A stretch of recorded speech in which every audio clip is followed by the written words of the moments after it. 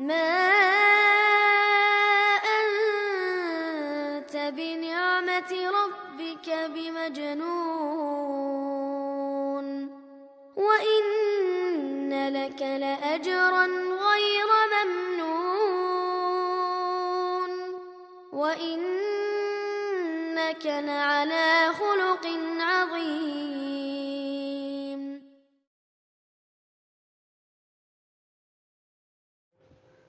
Bismillahirrahmanirrahim. Assalamualaikum warahmatullahi wabarakatuh. Perkenalkan, nama saya Mujahid F. Adam. Insyaallah saya diamanatkan untuk membuka opening pada tugas video kelompok 1 yang dibimbing oleh dosen Ibu Yuni Damayanti, STMT, Prodi Sipil, Fakultas Teknik, Universitas Khairun. Inilah tugas etika profesi kelas B6.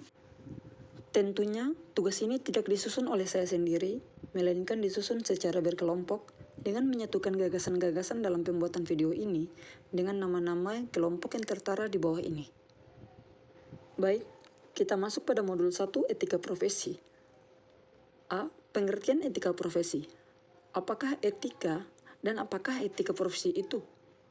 Kata etik atau etika berasal dari kata ethos bahasa Yunani yang berarti karakter, watak kesusilaan atau adat, sebagaimana suatu subjek etika akan berkaitan dengan konsep yang dimiliki oleh individu ataupun kelompok untuk menilai apakah tindakan yang kita kerjakan itu salah atau benar, buruk atau baik. Menurut Martin tahun 1993, etika didefinisikan sebagai the guideline which can act as the performance index or reference for your control system. Dengan demikian, etika akan memberikan semacam batasan maupun standar yang akan mengatur pergaulan manusia dalam kelompok sosialnya. Bahkan pengertiannya yang secara khusus dikaitkan dengan seni pergaulan manusia. Etika ini kemudian dirupakan dalam bentuk aturan kode tertulis yang secara sistematik sengaja dibuat berdasarkan prinsip-prinsip moral yang ada dan pada saat yang dibutuhkan akan difungsikan sebagai alat untuk menghakimi segala macam tindakan yang secara logika rasional umum atau common sense dinilai menyimpang dari kode etik. B. Pengertian etika. Dalam pergaulan hidup bermasyarakat, bernegara, hingga pergaulan hidup tingkat internasional, diperlakukan suatu sistem yang mengatur bagaimana seharusnya manusia bergaul. Sistem pengaturan pergaulan tersebut menjadi saling menghormati dan dikenal dengan sebutan sopan santun, tata krama, protokoler, dan lain-lain. Menurut para ahli, maka etika tidak lain adalah aturan perilaku, adat kebiasaan manusia dalam pergaulan antara sesama, dan menegaskan mana yang benar dan mana yang buruk. Perkataan etika atau lazim juga disebut etik berasal dari kata Yunani yaitu ethos yang berarti norma-norma, nilai-nilai, kaidah-kaidah, dan ukuran-ukuran bagi tingkah laku manusia yang baik seperti yang dirumuskan oleh beberapa ahli berikut ini, yaitu 1. Dr. Andus O.P. Simokangkir. Beliau berpendapat bahwa etika atau etik sebagai pandangan manusia dalam berperilaku menurut ukuran dan nilai yang baik. Yang kedua, Dr. Andus Sidi Ghazalba dalam sistematika filsafat. Beliau berpendapat bahwa etika adalah teori tentang tingkah laku perbuatan manusia yang dipandang dari segi baik dan buruk, sejauh yang dapat ditentukan oleh akal. Yang ketiga, Dr. Andus Haji Burhanuddin Salam. Beliau berpendapat bahwa etika adalah cabang filsafat yang berbicara mengenai nilai dan norma moral yang menentukan perilaku manusia dalam hidupnya. Jadi di sini ada dua macam etika yang harus kita pahami bersama dalam menentukan baik dan buruknya perilaku manusia. Yang pertama, etika deskriptif, yaitu etika yang berusaha meneropong secara kritis dan rasional sikap dan perilaku manusia dan apa saja yang dikejar oleh manusia dalam hidup ini sebagai sesuatu yang bernilai. Etika deskriptif memberikan fakta sebagai dasar untuk mengambil keputusan tentang perilaku atau sikap yang mau diambil. Yang kedua, yaitu etika normatif, yaitu etika yang berusaha menetapkan berbagai sikap dan pola perilaku ideal yang seharusnya dimiliki oleh manusia dalam hidup ini sebagai sesuatu yang bernilai. Etika normatif memberi penilaian sekaligus memberi norma sebagai dasar dan kerangka tindakan yang akan diputuskan. Etika secara umum dapat dibagi menjadi satu, yang pertama etika umum yang berbicara mengenai kondisi-kondisi dasar bagaimana manusia bertindak secara etis, bagaimana manusia mengambil keputusan etis, teori-teori etika dan prinsip-prinsip moral dasar yang menjadi pegangan bagi manusia dalam bertindak, serta tolak ukur dalam menilai baik atau buruknya suatu tindakan. Yang kedua yaitu etika khusus. Etika khusus merupakan penerapan prinsip-prinsip moral besar dalam bidang kehidupan yang khusus. Penerapan ini bisa berwujud bagaimana saya mengambil keputusan dan bertindak dalam bidang kehidupan dan kegiatan khusus yang saya lakukan, yang didasari oleh cara teori dan prinsip-prinsip moral. Etika khusus dibagi lagi menjadi dua bagian. Yang pertama, etika individual, yaitu menyangkut kewajiban dan sikap manusia terhadap dirinya sendiri. Kedua, etika sosial, yaitu berbicara mengenai kewajiban, sikap, dan pola perilaku manusia sebagai anggota umat manusia. Dengan demikian, luasnya lingkup dari etika sosial, maka etika sosial ini terbagi atau terpecah menjadi banyak bagian atau bidang. Dan pembahasan bidang yang paling aktual saat ini adalah sebagai berikut. Yang pertama, sikap terhadap sesama. Yang kedua, etika keluarga. Ketiga, etika profesi. Keempat, etika politik. Kelima, etika lingkungan. Keenam, etika ideologi. 1. Titik berat penilaian etika sebagai suatu ilmu adalah pada perbuatan baik atau jahat, susila atau tidak susila. Kedua, perbuatan atau kelakuan seseorang yang telah menjadi sifat baginya atau telah mendarah daging, itulah yang disebut akhlak atau budi pekerti. Yang ketiga, Burhanuddin Salam Dokterandus menjelaskan bahwa sesuatu perbuatan dinilai pada 3 tingkat. Tingkat pertama, semasi belum lahir menjadi perbuatan, jadi masih berupa rencana dalam hati, niat. Tingkat kedua, setelah lahir menjadi perbuatan nyata, yaitu pekerti. Tingkat ketiga, akibat atau hasil perbuatan tersebut, yaitu baik atau buruk. Kata hati atau niat biasa juga disebut karsa atau kehendak, kemauan, will, dan isi dari karsa inilah yang akan direalisasikan oleh perbuatan. Dalam hal merealisasikan ini ada 4 variabel yang terjadi. A. Tujuan baik tetapi cara untuk mencapainya yang tidak baik. B. Tujuannya yang tidak baik, cara mencapainya kelihatannya baik. C. Tujuannya tidak baik dan cara mencapainya juga tidak baik. D. Tujuannya baik dan cara mencapainya juga terlihat baik.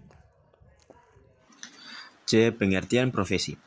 Istilah profesi telah dimengerti oleh banyak orang bahwa satu hal yang berkaitan dengan bidang yang sangat dipengaruhi oleh pendidikan dan keahlian, sehingga banyak orang yang bekerja tetap sesuai.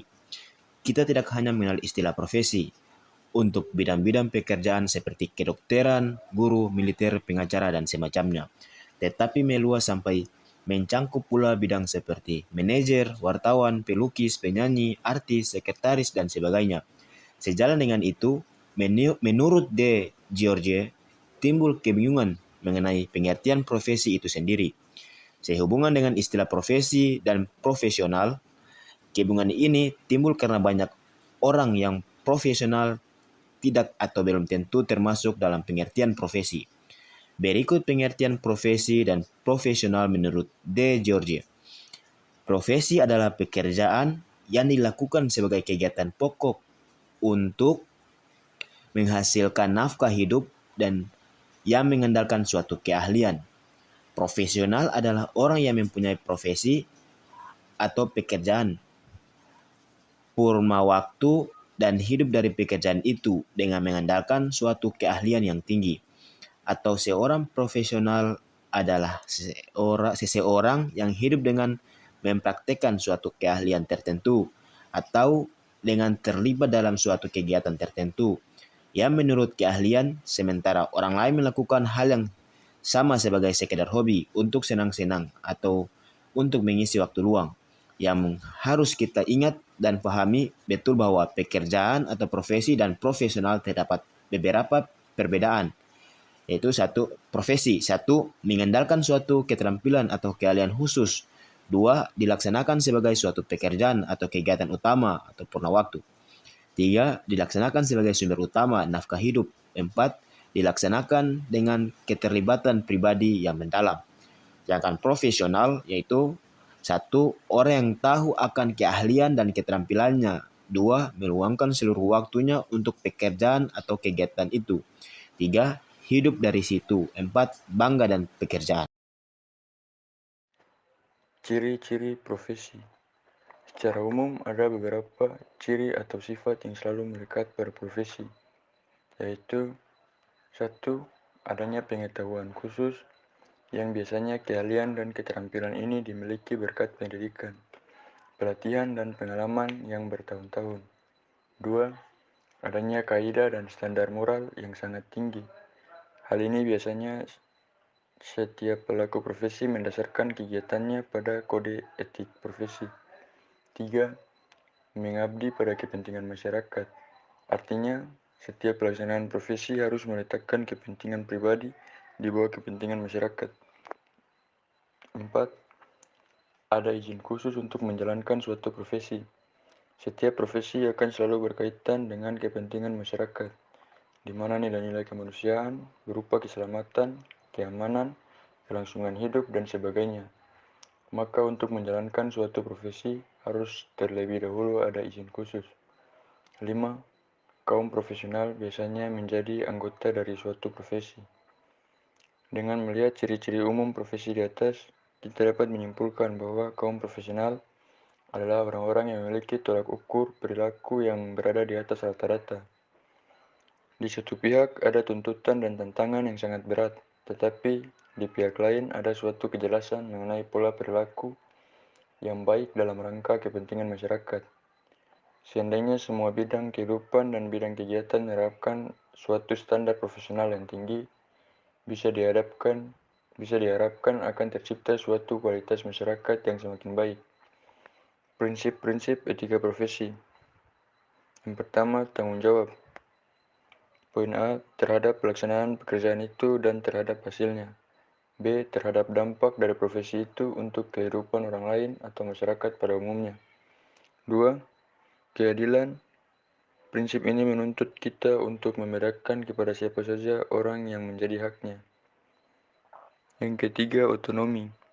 Prinsip ini memenuhi agar setiap kaum profesional memiliki dan diberi kebebasan dalam melakukan profesinya. Syarat-syarat suatu profesi melibatkan kegiatan intelektual, menggeluti suatu batang tubuh, ilmu yang khusus, memerlukan persiapan profesional yang alam dan bukan sekedar latihan, memerlukan latihan dalam jabatan yang berkesinambungan, menjanjikan karir hidup dan keanggotaan yang permanen, mementingkan layanan di atas keuntungan pribadi, mempunyai organisasi profesional yang kuat dan terjalin erat, menentukan baku standarnya sendiri. Dalam hal ini adalah kode etik. Peran etika dalam profesi. 1. Nilai-nilai etika itu tidak hanya milik satu atau dua orang atau segolongan orang saja, tetapi milik setiap kelompok masyarakat, bahkan kelompok yang paling kecil yaitu keluarga sampai pada suatu bangsa.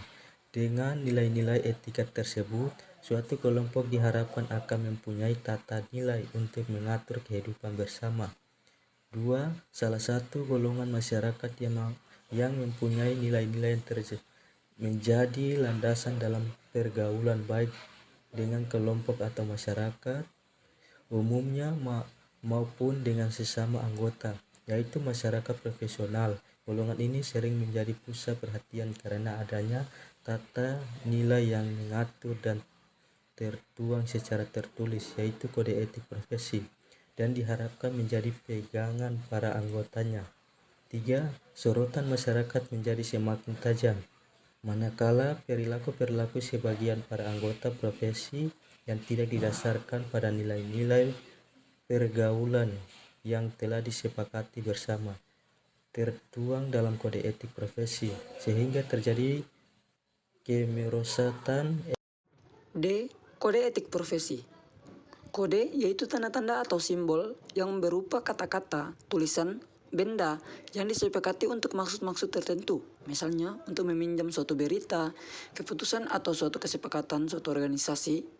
Kode juga dapat berarti sekumpulan peraturan yang sistematis. Kode etik yaitu norma atau asas yang diterima oleh suatu kelompok tertentu sebagai landasan tingkah laku sehari-hari dalam masyarakat maupun di tempat kerja. Menurut Undang-Undang Nomor 8 Pokok-pokok Pegawaian, kode etik profesi adalah pedoman sikap, tingkah laku dan perbuatan dalam melaksanakan tugas dan dalam kehidupan sehari-hari. Kode etik profesi sebetulnya tidak merupakan hal yang baru. Sudah lama diusahakan untuk mengatur tingkah laku moral suatu kelompok khusus dalam masyarakat melalui ketentuan-ketentuan tertulis yang diharapkan akan dipegang teguh oleh masyarakat seluruh kelompok itu. Salah satu contoh tertua adalah Sumpah Hippocrates yang dipandang sebagai kode etik pertama untuk profesi dokter. Sanksi pelanggaran kode etik dibagi menjadi dua, yaitu sanksi moral dan sanksi yang dikeluarkan dari organisasi. Kasus-kasus pelanggaran kode etik akan ditindak dan dilalui oleh suatu dewan kehormatan atau komisi yang dibentuk khusus untuk itu, karena tujuannya adalah mencegah terjadinya perilaku yang tidak etis. Seringkali kode etik juga berisikan ketentuan-ketentuan profesional. Tujuan kode etik profesi untuk menjunjung tinggi martabat profesi, untuk menjaga dan memelihara kesejahteraan para anggota, untuk meningkatkan pengabdian para anggota profesi, untuk meningkatkan mutu profesi, untuk meningkatkan mutu organisasi profesi, meningkatkan layanan di atas keuntungan pribadi, mempunyai organisasi profesional yang kuat dan terjalin erat, menentukan baku standarnya sendiri. Adapun fungsi dari kode etik profesi adalah: 1. Memberikan pedoman bagi setiap anggota profesi tentang prinsip profesionalitas yang digariskan sebagaimana sarana kontrol sosial bagi masyarakat atas profesi yang bersangkutan, mencegah campuran tangan pihak di luar organisasi profesi tentang hubungan etika dan keanggotaan profesi. Etika profesi sangatlah dibutuhkan dalam berbagai bidang. Kode etik yang ada dalam masyarakat Indonesia cukup banyak bervariasi. Umumnya, pemilik kode etik adalah organisasi kemasyarakatan yang bersifat nasional, misalnya Ikatan Penerbit Indonesia atau IKAPI. Kode etik adalah organisasi kemasyarakatan yang bersifat nasional. Ikatan Penasihat Hukum Indonesia, Kode Etik Jurnalistik Indonesia, Kode Etik Advokat Indonesia, dan lain-lain. Ada sekitar 30 organisasi kemasyarakatan yang telah memiliki kode etik. Rangkuman. Profesi. Pekerjaan yang dilakukan sebagai kegiatan pokok untuk menghasilkan nafkah hidup yang mengandalkan suatu keahlian. Dapat dikatakan bahwa profesi adalah suatu moral community masyarakat moral yang memiliki cita-cita dan nilai-nilai bersama. 2. Prinsip-prinsip kode etik, tanggung jawab, keadilan, dan otonomi. 3. Kode etik yaitu norma asas yang diterima oleh suatu kelompok tertentu sebagai landasan tingkah laku sehari-hari di masyarakat maupun di tempat kerja. 4. Etos kerja adalah kesiapan seseorang dalam menjalankan tugas dan fungsinya dengan tanggung jawab jawabannya. Mungkin itulah presentasi dari hasil tugas kami tentang etika profesi pada modul 1. Lebih dan kurangnya saya mohon maaf. Jazakumullah khairan katsira. Wassalamualaikum warahmatullahi wabarakatuh. ليزلقونك بأبصارهم لما سمعوا الذكر ويقولون